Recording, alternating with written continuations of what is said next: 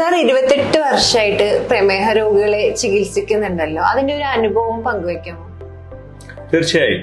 900-ങ്ങളിൽ, അതായത് 1996, 97, 98 കാലഘട്ടങ്ങളിൽ 5% മാത്രം ഉണ്ടായിരുന്ന പ്രമേഹം ഇപ്പോൾ 2025-ൽ ഏകദേശം 25% എത്തി എന്നുള്ളതാണ് ഏറ്റവും വലിയ സംഭവം.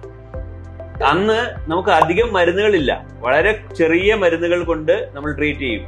അന്നുള്ള ഇൻസുലിൻ കുത്തിക്കഴിഞ്ഞാൽ ഉടനെ പെട്ടെന്ന് ഷുഗർ കുറയും, അങ്ങനെയുള്ള പ്രശ്നങ്ങൾ ഉണ്ടായിരുന്ന കാലത്ത് നിന്ന് ഇപ്പോൾ വളരെ മോഡേൺ ആയിട്ടുള്ള ഇൻസുലിൻ, അതായത് ഷുഗർ കുറയ്ക്കാത്ത ഇൻസുലിൻ, വലിയ കോംപ്ലിക്കേഷൻസും പ്രശ്നങ്ങളും ഉണ്ടാകാത്ത മരുന്നുകൾ എല്ലാം ഉണ്ടായിട്ടും നമ്മുടെ ആളുകളുടെ ഷുഗർ നിയന്ത്രണം ഇപ്പോഴും മോശമാണ്.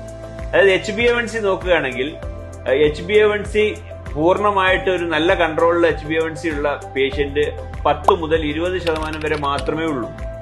80%-ഓളം രോഗികൾ ഇപ്പോഴും ഷുഗർ കൺട്രോളിൽ ഇല്ല എന്നുള്ളതാണ് വാസ്തവം.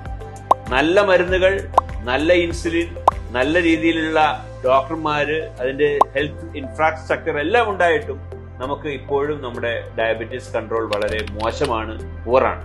അതിനുള്ള കാരണം നമ്മൾ ഇനിയും തിരയേണ്ടതുണ്ട്.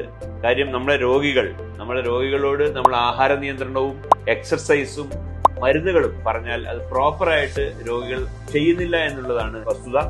അതുകൊണ്ട് എനിക്ക് എന്റെ രോഗികളോട് പറയാനുള്ളത്, നിങ്ങളുടെ ഡയബറ്റീസ് വളരെ നന്നായിട്ട് കൺട്രോൾ ചെയ്ത് പോവുകയാണെങ്കിൽ, ഇൻസുലിൻ എടുക്കേണ്ട സമയത്ത് ഇൻസുലിൻ സ്റ്റാർട്ട് ചെയ്യുകയാണെങ്കിൽ തീർച്ചയായിട്ടും കോംപ്ലിക്കേഷൻസ് ആയ കണ്ണിന്റെ പ്രശ്നങ്ങളും ഹാർട്ടിന്റെ പ്രശ്നങ്ങളും കിഡ്നിയുടെ പ്രശ്നങ്ങളും ഞരമ്പിന്റെ പ്രശ്നങ്ങളും നിങ്ങൾക്ക് ഒരു പരിധി വരെ അവോയ്ഡ് ചെയ്യാൻ സാധിക്കും എന്നുള്ളതാണ്.